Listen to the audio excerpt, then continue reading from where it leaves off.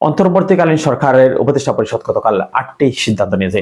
সেখানে সবচেয়ে আমার কাছে যে বিষয়টি ভালো লেগেছে যে বিগত আন্দোলনের শিক্ষার্থী জনতার এই আন্দোলনের সমর্থন জানিয়ে যারা এই দেশের প্রতি অগাধ প্রেম ভালোবাসা দেখিয়ে সে দেশের আইন ভঙ্গ করে সংযুক্ত আরব আমিরাতের রাজপথে নেমেছিল মিছিলে, সে দেশের আইন ভঙ্গ করার কারণে সে দেশের আদালত 57 বাংলাদেশি প্রবাসী বাংলাদেশির জেল দিয়েছে। তাদের মধ্যে 3 জনের যাবজ্জীবন কারাদণ্ড, 1 জনের 11 বছর এবং বাকি 53 জনের 10 বছরের কারাদণ্ড দিয়েছে সে দেশের আদালত। আমি সেই সংবাদটি পত্রপত্রিকা থেকে অঝোর দ্বারা এঁকেছিলাম যে মানুষগুলোর কি হবে, যে মানুষগুলোর জীবিকার তাগিদে বিদেশে গিয়ে দেশপ্রেমের জন্য যারা জেল কাটতে হবে, তাও 3 জনের যাবজ্জীবন কারাদণ্ড, তাদের পরিবারগুলোর কি হবে যারা দুমুঠো ভাতের জন্য সে দেশে গিয়েছিল। পত্রপত্রিকা ঘেটে দেখেছিলাম যে তাদেরকে দেশে ফিরিয়ে আনার কোনো সুযোগ রয়েছে কিনা। সেখানে দেখলাম যে দুবাইয়ের সাথে অর্থাৎ সংযুক্ত আরব আমিরাতের সাথে বাংলাদেশে কোনো বন্দি বিনিময় চুক্তি নেই। তার মানে তারা দেশে অর্থাৎ তাদের সে দেশের জেল থেকে তাদেরকে দেশে ফিরিয়ে আনার কোনো সুযোগ নেই।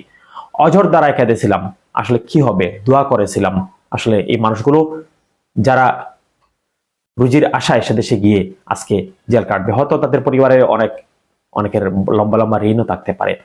যাই হোক, গতকালকে সেই সিদ্ধান্ত নিয়েছে, অর্থাৎ সরকার তাদেরকে ফিরিয়ে আনার ব্যবস্থা নেবে এবং অপরদিকে যারা আহত হয়েছেন তাদের চিকিৎসার সম্পূর্ণ ব্যবহার সরকার বহন করবে এবং শহীদ যারা হয়েছেন তাদের প্রত্যেকের পরিবারকে সহায়তা দেওয়ার সিদ্ধান্ত নিয়েছে। চলুন জেনে নেই অন্যান্য আর কি কি সিদ্ধান্ত নেওয়া হয়েছে উপদেষ্টা পরিষদের এই মিটিংকে। প্রথম যেটি আমরা দেখতে পাচ্ছি, চুক্তিভিত্তিক নিয়োগ পাওয়া ব্যক্তিদের তালিকা তৈরি হচ্ছে। বিভিন্ন পদে থাকা চুক্তিভিত্তিক সব নিয়োগ কার্যক্রম বাতিল করা হবে, তবে বিতর্কিত নিয়োগগুলো অগ্রাধিকার ভিত্তিতে বাতিলের সিদ্ধান্ত নেওয়া হয়েছে।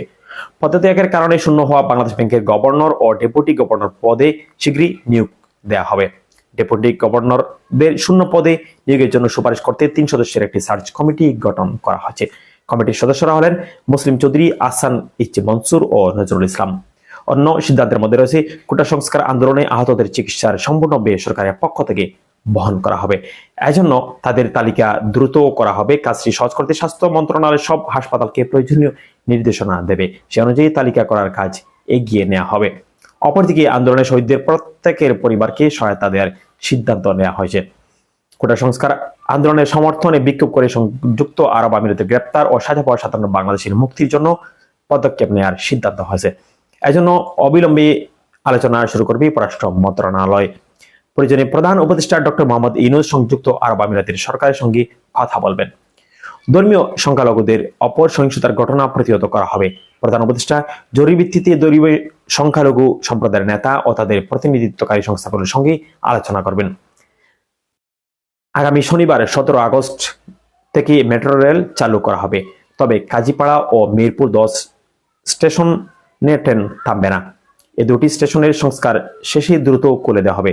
এছাড়া অত্যাবশ্যকীয় সব পণ্যের সরবরাহ নিশ্চিত করা হচ্ছে।